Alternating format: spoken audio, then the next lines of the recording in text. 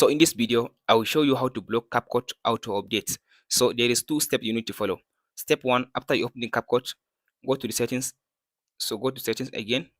So go to general, scroll to down. So here is it now, automatic updates. So get notified about update. So change it to this one and save the option. So the next one, minimize the CapCut or close it.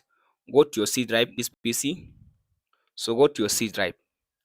So scroll to down and go to users. So open the user account. So in this option, open this app data folder. If you can't find the app data folder, just click on this three dot and then go to view. So go to show, So check on this option, show hidden files. So make sure to check on it. So from there, it will give you option to see the app data folder. So in this option, go to local. So go to CapCut.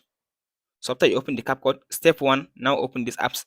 So in this apps, right click and then go to this new. So create new text file.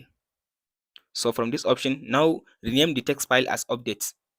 The first letter of the update should be capital letter. So update.exe. So make it .exe. If you can't find the file extension, just go click on this yes. So here is it now. If you can't find the file extension that's .exe, just click on this three dot, go to view, go to show. So check on this option, file name extension. So if you check on it, it will give you option to see the file extension. So the next thing to do now, copy this update. So copy the update file you created. Now copy it. So now close this folder. After you go back, now go to users.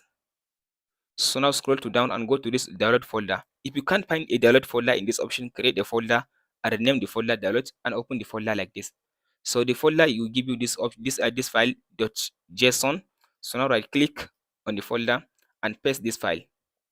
So after you paste this file, now these two options that you follow, it will now block your CapCut from auto updating. And that's it. Hope this video helps. Be sure to like and subscribe.